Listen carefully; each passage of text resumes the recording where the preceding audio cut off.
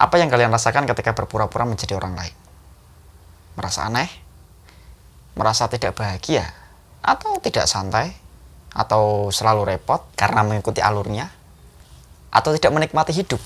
Bukan tidak mungkin juga kalian tidak memiliki banyak teman. Iya kan? Oke, mari kita bahas.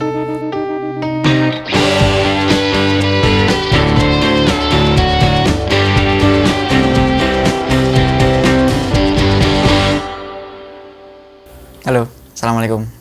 Oke,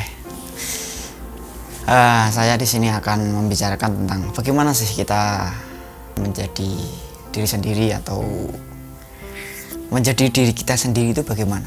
Nah, saya mempunyai beberapa catatan yang saya akan bagikan kepada teman-teman yang menonton video ini tentunya. Jadi ada banyak hal yang membuat diri kita itu merasa tidak puas apa yang kita punya. Kalau di Jawanya orang nerimo ing pandum. Kita tidak menerima, kita tidak merasa terima kasih ini di sini. Nah, ada beberapa poin yang saya akan sampaikan di sini. Menjadi diri sendiri itu sebenarnya tidak begitu sulit. Orang ketika mempersulit suatu hal itu akan menjadi sulit sendiri karena dia mempersulit. Kalau seandainya tidak dipersulit seharusnya ya mudah. Seperti itu. Nah, di sini akan saya sampaikan bahwa ada beberapa poin yang bisa membuat atau menjadi diri kita sendiri. Nah, yang pertama yaitu terima diri sendiri apa adanya. Istilahnya kalau di Jawa kan tadi nerimo ing pandum kan. Jadi menerima diri apa adanya itu bahwasanya kita itu ya berterima kasih, bersyukur apa yang telah kita punya. Nah, ketika kalian berpura menjadi diri orang lain, nah pada saat ini pula kalian harus berhenti. Maka ketika kalian menjadi diri orang lain, kalian itu pasti akan merasakan ya alur kalian, alur diri kita dan diri orang lain itu sangat berbeda. Kalau kita akan memiliki alur, mengikuti alur mereka, ya bisa juga kita lebih bisa, lebih baik, atau bahkan kita bisa jadi lebih lamban atau sulitlah untuk mengikuti orang lain, merasa tidak puas, merasa sulit, merasa susah, merasa resah, merasa galau mungkin. Nah, itu akan menimbulkan sifat ketidaknyamanan diri kita atau insecure ya. Dalam menerima diri sendiri itu bahwasanya kita jangan sampai merasakan tidak puas akan apa yang telah kita punya. Istilah jangan mengeluh, jangan marah, jangan malu. Jadi Tuhan itu menciptakan kita ya sesuai dengan apa yang kita punya saat ini. Jadi tidak ada yang sia-sia yang ketika Tuhan menciptakan seorang diri kita, seorang saya. Tuhan itu tidak pernah menciptakan suatu makhluk secara sia-sia, tidak mungkin. Untuk itu kita harus menerima diri sendiri ya secara pribadi, secara lapang dada. Terima pandem seperti itu tadi, insya Allah. Nah, poin kedua yaitu kenali diri sendiri. Bahwa mengenali diri sendiri itu bagaimana kita itu, apa kekurangan kita, apa kelemahan kita, apa yang kita sukai, apa yang kita tidak sukai, apa yang membuat kita itu bahagia. Dan yang poin yang sangat penting, apa sih di dalam hidup ini yang kalian inginkan itu sebenarnya apa? Nah, di sini kalian harus ya bagaimana ya, kita harus menelaah lebih dalam hidup yang ya sesuai dengan apa yang kita inginkan itu bagaimana. Lalu kelemahan-kelemahan kita itu apa? Lalu kelebihan-kelebihan kita itu apa?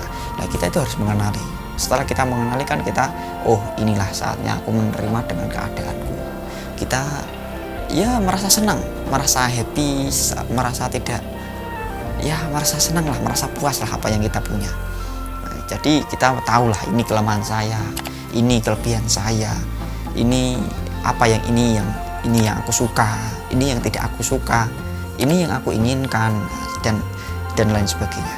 Selanjutnya yaitu yang ketiga, cintai apa yang kita kerjakan. Nah, saya ambil contoh lagi lah. Seandainya saya membuat video ini, ya suka sajalah membuat seperti ini. Istilahnya ya buat hiburan atau buat memotivasi diri saya sendiri atau yang orang lain yang mau mendengarkan. Jadi ketika kita itu melakukan suatu hal yang apa yang kita kerjakan, kita suka, kita itu merasa puas. Salah satunya yaitu juga meningkatkan hormon oksitosin. Nah, itu membuat kita itu menjadi bahagia, menjadi happiness, ya menjadi ya senang lah. Jadi kita itu selaras sesuai dengan apa yang kita inginkan, seperti itu. Apalagi ya seandainya kalian menjadi seorang pekerja. Nah, seorang pekerja itu kan kadang memiliki gaji yang sangat kecil, atau ada yang di atas UMR, atau pas dengan UMR, atau di bawah UMR. Nah, itu kita akan terpatok dengan nilai itu yang ada pada value yang ada pada uangnya itu, bukan apa yang kita kerjakan. Selanjutnya bahwasanya kita ketika menyukai suatu pekerjaan tentu bukan karena uang yang kita dapat, tapi karena apa yang kita lakukan itu, bahwasanya kita itu menyukainya, bukan hasil dari yang kita kerjakan. Oke lah, hasil yang kita kerjakan memang begitu sangat mengimbas kepada diri seorang, tapi tentunya ketika kita melakukan suatu hal apa yang kita sukai, nah itu membuat diri kita merasa puas. Apapun nanti outputnya atau income-nya itu menjadi diri kita, ya udah terima apa adanya. Itu yang kita lakukan, itu yang saya lakukan, itu yang saya perbuat. Jadi ya bagaimana mungkin kalau seandainya kita itu merasa membanding-bandingkan diri kita kepada orang lain, atau dengan orang lain dia memiliki gaji yang banyak, kita memiliki gaji yang ya tidak seberapa lah.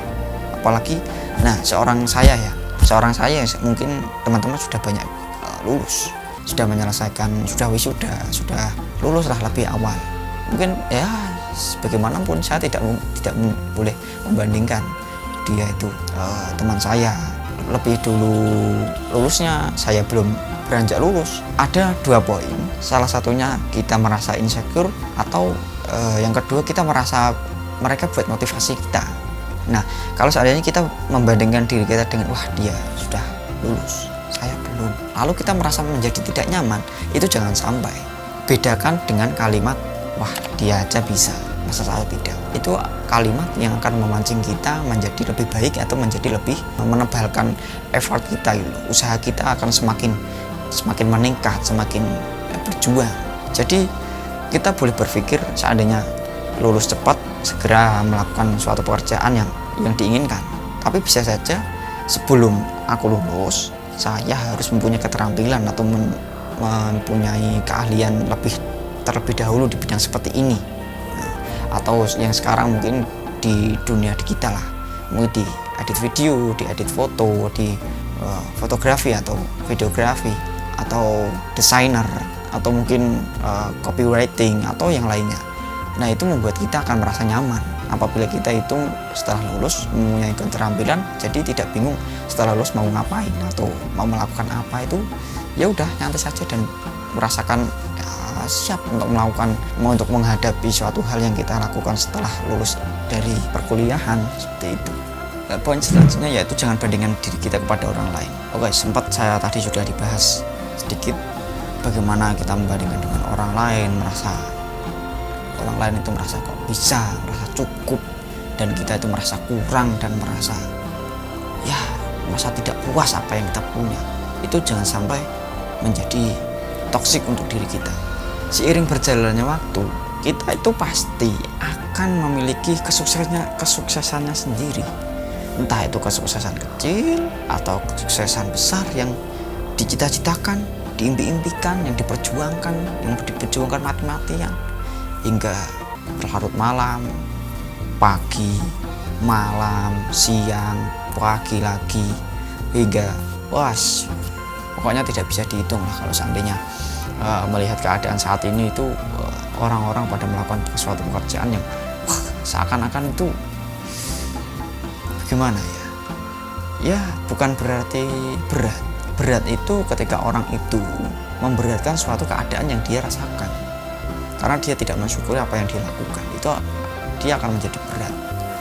Seharusnya ya memang keadaan saat ini memang seperti itu.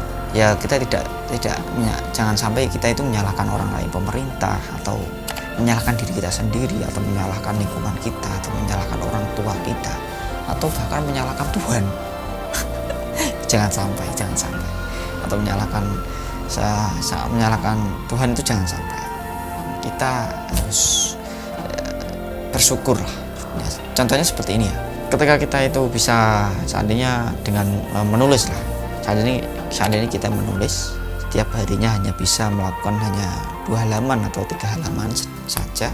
Sedangkan orang lain bisa mungkin teman kita atau kita mengajak kepada siapa, dia bisa menulis suatu tulisan atau menulis cerpen atau menulis apa saja bisa 30 halaman setiap harinya, sedangkan kita hanya 3 halaman setiap harinya. Nah, kita membandingkan, kita kenapa aku tidak bisa seperti itu.